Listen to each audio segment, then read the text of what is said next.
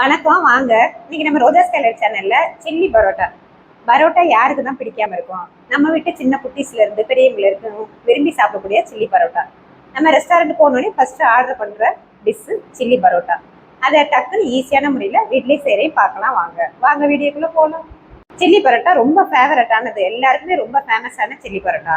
பன்னீர், கார்னு எல்லாம் Chinese item. ஆனால் இன்னைக்கு வந்து சில்லி பரோட்டா வந்து இந்தியன் ஸ்டைலில் செய்யறேன், பார்க்கலாம் வாங்க. சில்லி பரோட்டாவை ரெண்டு விதமா செய்யலாம். ஒன்று பொரிக்காம செய்யலாம், இன்னொன்று பொரிச்சு செய்யலாம். இன்னைக்கு வந்து பொரிச்சு எடுத்து தான் நான் செய்யறேன், பார்க்கலாம் வாங்க. இன்னைக்கு நம்ம சில்லி பரோட்டா செய்ய பரோட்டா 4 எடுத்திருக்கேன். பரோட்டா 4ஐயும் கட் பண்ணி எடுத்துக்கலாம்.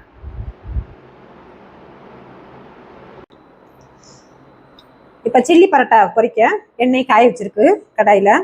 சில்லி பரோட்டாவை நல்லா ஸ்லைஸாக கட் பண்ணி எடுத்துக்கிட்டேன். இதில் நல்லா பொரிச்சு எடுத்துக்கலாம்.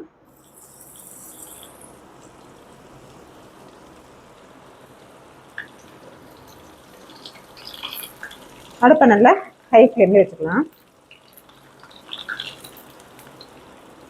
அடுப்பை குறைச்சி வச்சோம்னா பரோட்டா எண்ணெய் குடிச்சிடும். பரோட்டா கட் பண்ணி வச்சிருந்ததையும் அதையும் சேர்த்து பொரிச்சு எடுத்துக்கலாம்.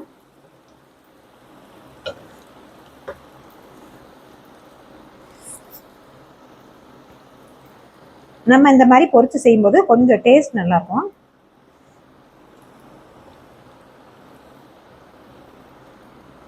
இல்லை உங்களுக்கு விருப்பம் இல்லைன்னா கூட பரோட்டாவை கட் பண்ணி அப்படியே தாளிச்சு செஞ்சுக்கலாம்.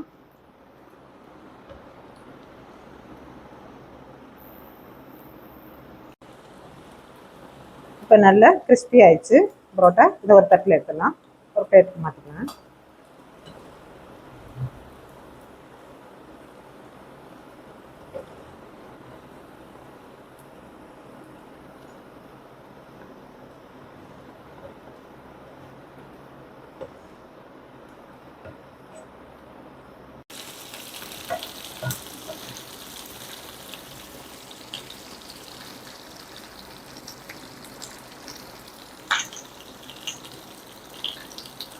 அடுத்ததாக தக்காளியை விதைகளை நீக்கிட்டு நறுக்கி வச்சுருக்கேன்.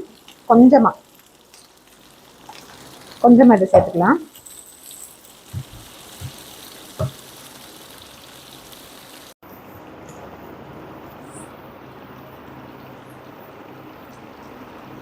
இப்போ லைட்டாக கண்ணாடி பதத்தில் வெங்காயம் தக்காளி எல்லாம் வதங்கிட்டு, ரொம்ப வதங்க வேணாம். சில்லி பரோட்டாவுக்கு கொண்டக்கல்லையை ஒரு நைட்டு ஊற வச்சு 2 விசில் அவிச்சு எடுத்திருக்கேன். இதை சேர்த்துக்கலாம். ரெஸ்டாரண்ட்ல எல்லாம் கொண்டக்கல்லை சேர்ப்பாங்க. சில்லி பரோட்டாவுக்கு டேஸ்ட் நல்லாயிருக்கும்.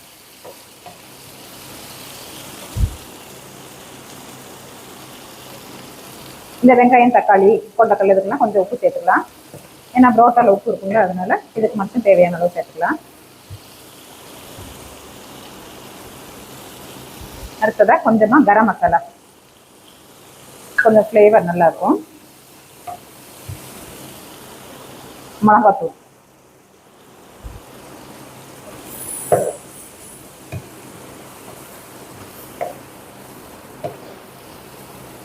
ரொம்ப ட்ரை ரோஸ்ட் ஆகுதுன்னா கொஞ்சம் பச்சை வாசனை போகிற வரைக்கும் வதங்கினா போகும்.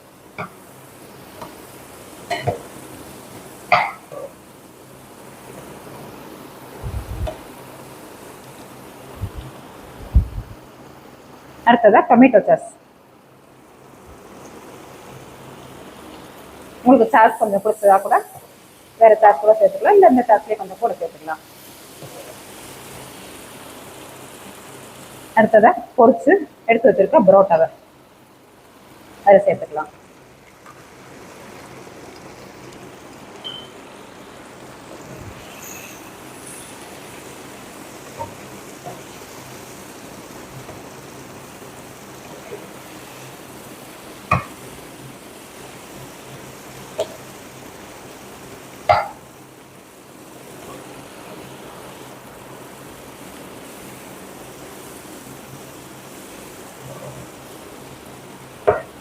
எல்லாருக்குமே ரொம்ப ஃபேவரட்டான சில்லி பரோட்டா டக்குன்னு ரெடி ஆயிடுச்சு.